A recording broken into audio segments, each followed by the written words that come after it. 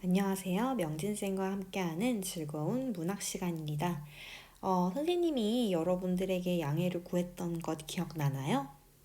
왜냐하면 우리가 중간고사 마지막 범위가 산유화였는데 산유화 진도까지 나가고 우리가 쉬는 게 아니라 그 다음 기말고사 진도를 계속 나가겠다고 선생님이 양해를 구했었죠.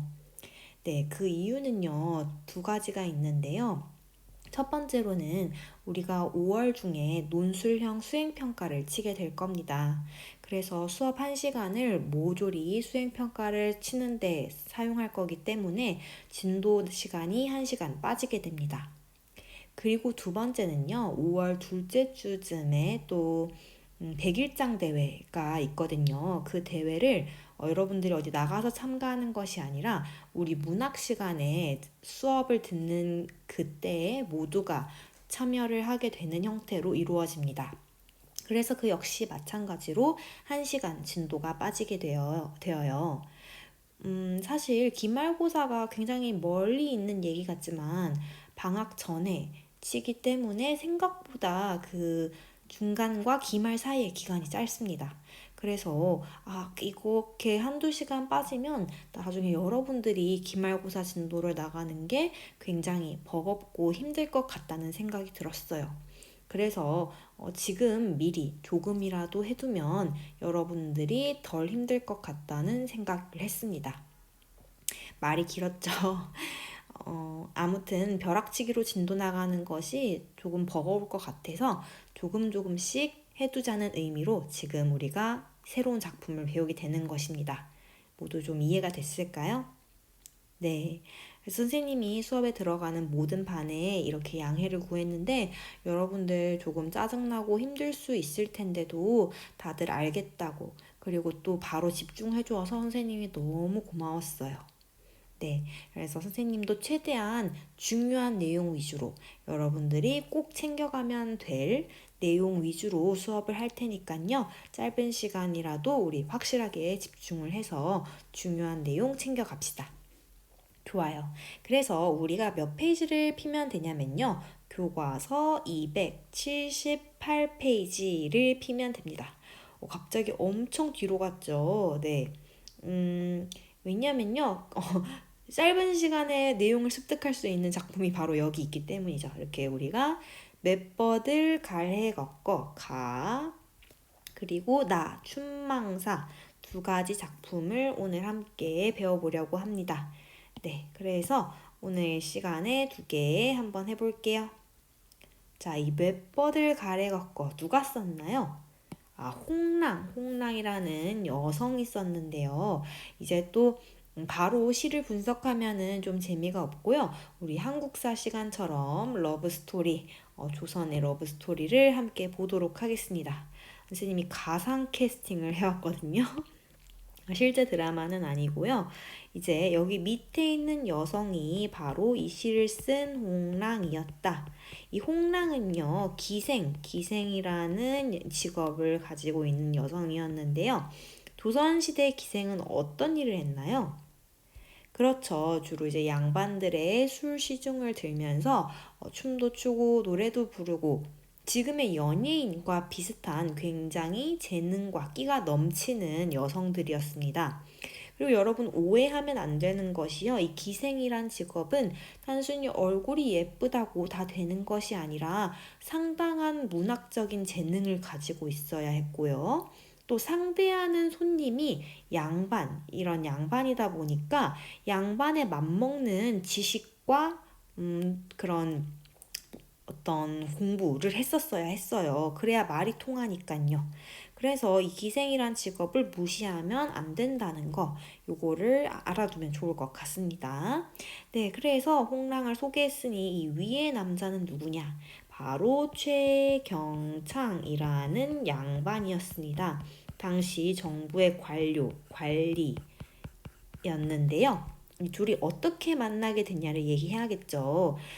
일단 이 최경창은 원래 한양에 있다가 함경도라는 지금의 북한 지역에 발령을 받게 됩니다. 그래서 최경창이 이 새로운 지역에 발령을 받게 되면서 어서 오세요, 환영합니다 하고 당시 관청에서 성대한 잔치를 열어줬어요. 그런데 이 잔치를 열 때는 기생들이 그 자리에 참여하게 됩니다. 그래서 이 둘이 만나게 되었던 거죠. 어떻게 됐을까요? 네, 한눈에 사랑에 빠집니다. 사랑이란 그런 거예요. 그래서 한눈에 사랑에 빠지게 된 둘은 그때를 기점으로 가깝게 교류하게 되었는데요. 문제는 여기서부터 시작됩니다.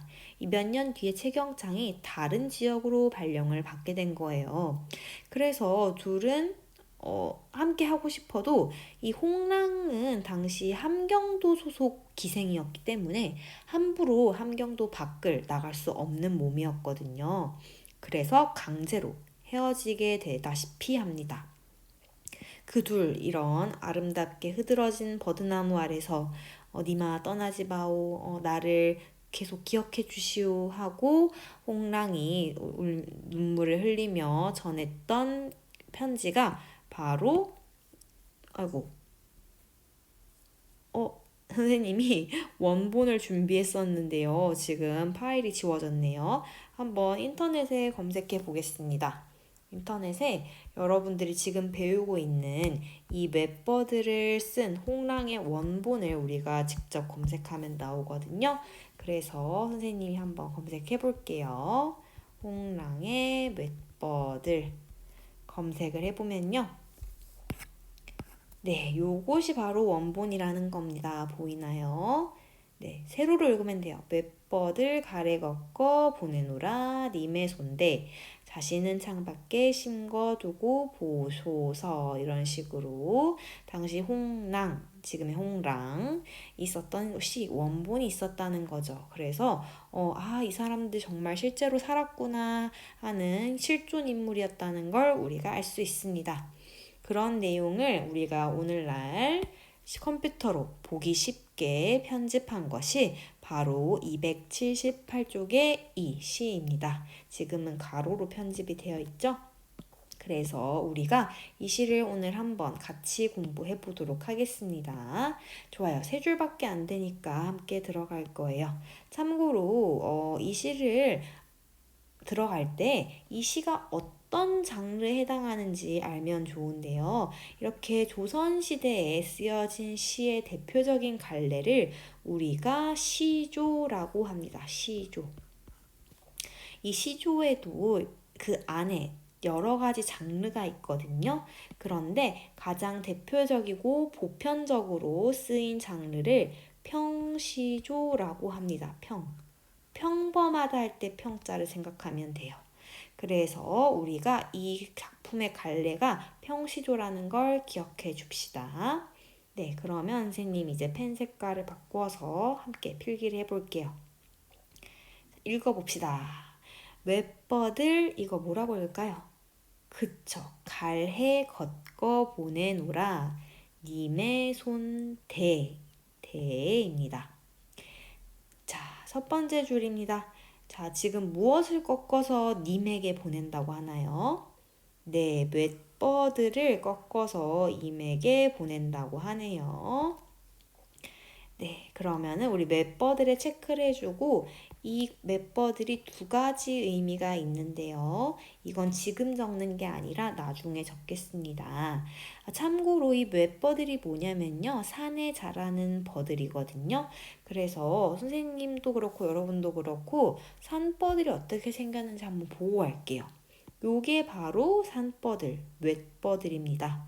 오, 특이하게 생겼죠? 네, 요거 그리고 또 좀 더 가까이서 찍은 사진이 있었는데 이런 거요. 네, 요것을 꺾어서 주었다는 겁니다. 참고로 왜 하필 예쁜 꽃도 아니고 어떤 뭐 비싼 반지 이런 것도 아니고 버드를 사랑하는 님한테 줬냐고 물어보는 친구들이 있을 것 같아요. 이거는요, 이건 참고로 시험에 나오진 않지만 그냥 작게 지나가는 지식 같은 겁니다. 이제 이 버들의 한자음이 버들류예요. 그리고 또 머무르다를 뜻하는 한자어가 바로 류입니다. 그러니까 지금 이 같은 발음으로 나는 것을 활용해서 이제 임에게 떠나지 말고 내 곁에 머물러 주세요 하는 마음을 바로 버들로 전해 주었던 거죠. 굉장히 낭만적이죠. 네, 그래서 맵버들에 이런 사연이 있다는 거. 좋아요. 그래, 계속 보겠습니다. 네, 맵버들 갈해 걷거에 밑줄을 치고요. 지금 눈에 보이는 아무 버들이나 뽑아다가 드리는 게 아니라 가장 예쁘고 내 마음을 잘 전할 수 있는 것을 골라드리는 정성이 보이는구나. 그리고 어떻게 보면 사랑의 마음이 담긴 거죠. 그것이 가리어서 꺾는다는 그 표현에 잘 드러납니다. 그 다음이 중요한데요. 바로 보내노라 님의 손대 밑줄 치고 이렇게 말의 순서를 바꾸는 것을 바로 도치법이라고 합니다. 지금 여기서 조금 헷갈린 친구들 선생님이 다시 설명할게요. 자, 우리가 말을 할 때에는 말의 순서가 있는데요. 예를 들면 나는 웹버드를 임에게 보냈다. 이게 보통 정상적인 문장 순서죠. 그런데 이 지금 글을 보면요. 웹버드를 꺾어 보낸다. 누구에게? 님에게. 순서가 바뀌었어요.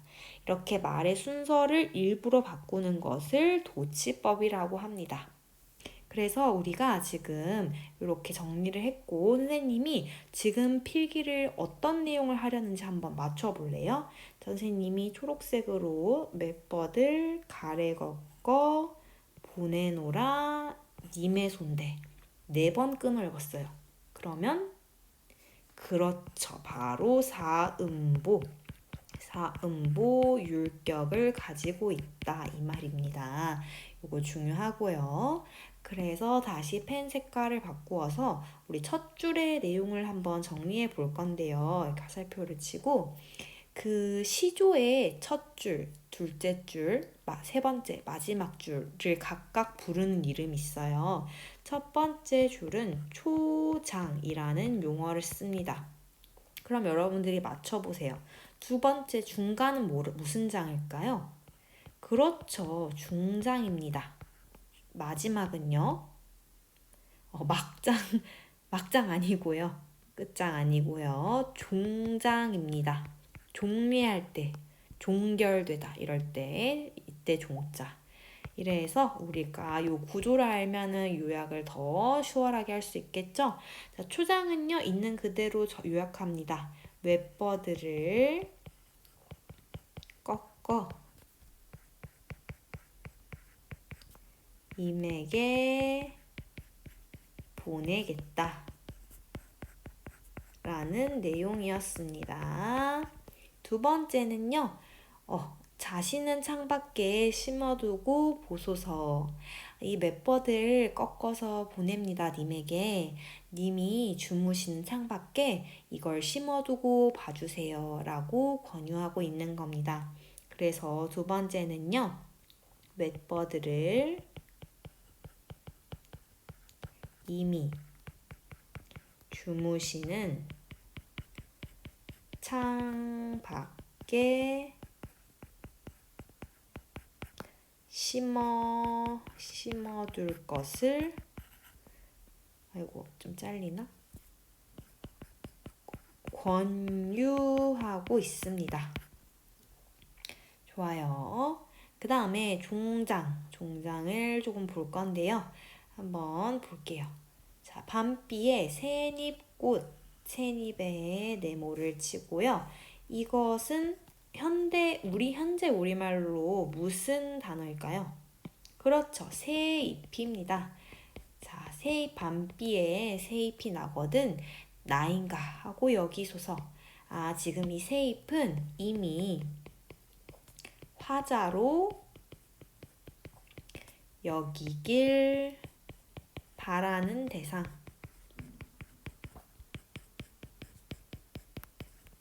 이라는 것을 알 수 있습니다. 그래서 종장의 내용을 정리하면요. 세잎이 나면 뭐라고 할까요?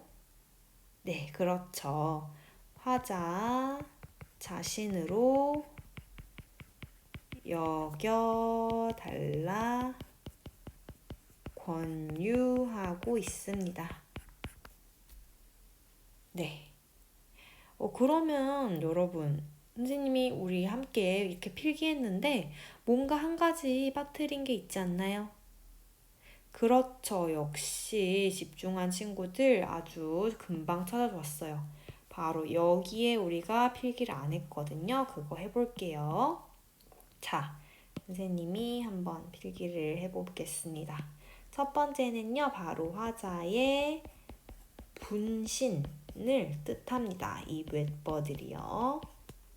자, 그 다음에 두 번째는요, 사랑의 마음을 의미합니다. 그래서 이 웹버들의 두 가지 특징에 비추어서 이 주제를 정리하면요. 임에 대한 그리움, 그리고 플러스 영원한 사랑을, 선생님 하트로 그릴게요. 사랑을 다짐하고 있습니다. 네. 이렇게 정리를 우리가 짧은 시인데도 할 게 좀 있었어요. 여러분들 모두 이런 식으로 잘 정리됐나요? 네, 선생님이 개인적으로 중요하다고 생각하는 거는요. 사음보 율격. 그래서 이렇게 4번 끊어 읽었고요. 도치법 너무 중요하죠. 얼마나 중요하면 영상까지 편집을 해서 여러분들 보여줬겠어요. 그리고 웹버들의 의미, 분신, 사랑의 마음, 그런 거. 이 정도 알면 되지 않을까 생각이 듭니다. 네. 그래서 우리가 밑에 춘망사는 다음 영상에서 선생님이 여러분과 함께 하려고 하고요. 학습 활동 중에 지금 미리 할 수 있는 걸 같이 해보겠습니다. 자, 한번 같이 해볼게요. 지금 1번은 가나 모두 하라고 했지만 사실상 가만 알아도 이 답을 맞출 수 있거든요. 그래서 우리가 1번에 1번 해보겠습니다. 자, 그러면 가에 드러난 화자의 정서는 무엇인가요? 네, 바로 그리움입니다. 그리움. 두 번째는 여기만 채워볼게요. 그 까닭, 웹버들을 임에게 꺾어 보낸 까닭은요. 첫 번째는 바로 화자의 분신으로 여겨달라는 거죠. 웹버들이 곧 나라고 생각해 주세요 하고 화자의 분신으로 여겨달라. 그리고 어떤 사랑을 다짐했죠? 네, 바로 영원한 사랑을 다짐하는 그 마음을 더 강하게 하려고 이 웹버들을 님에게 보냈던 겁니다. 다음으로는요. 우리 3번에 1번 네, 평시조 부분만 할게요.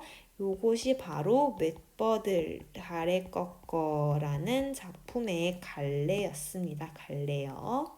그래서 지금 교과서에서 친절하게 초장, 중장, 종장의 삼행이라는 건 세 줄을 의미해요. 그렇게 이루어져 있다고 되어 있고요. 그러면 우리 2개 더 채워볼게요. 자, 우리 몇 음보였죠?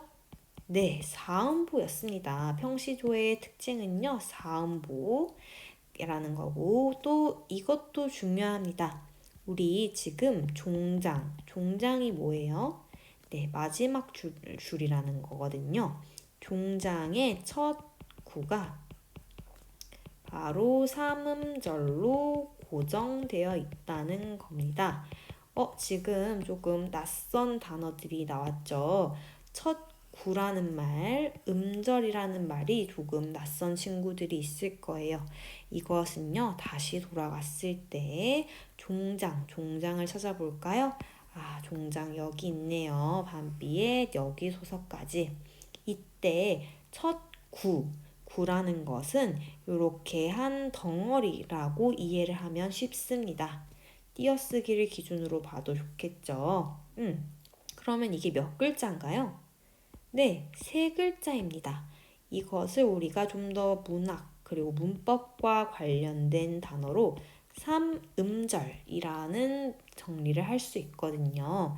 그래서 이 시조의 특징은 이 맷버들이라는 작품뿐만 아니라 다른 작품에서도 이렇게 종장의 첫 번째 구가 삼음절로 고정되어 있는 특징을 가지고 있어요. 예를 들면요. 선생님이 이렇게 수능 특강 파일을 열어볼게요. 수능 특강에도 여러 가지 시조 작품이 남겨져 있거든요.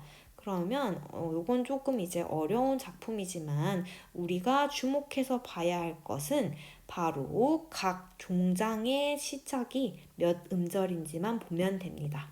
자, 한번 볼게요. 긴장 안 해도 됩니다.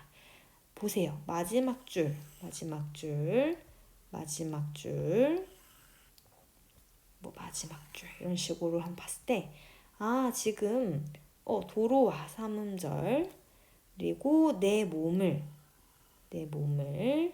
세상에 삼음절 또 나같이 또 얻으셔 어즈버 다 3. 좀 예리한 친구들 선생님 지금 이거 잘려서 이름절 아니에요? 하고 물어보는 친구들도 있을 것 같은데 대체로 내 몸을 이렇게 한꺼번에 읽는 편이라서 그냥 묶어서 3음절로 처리를 합니다.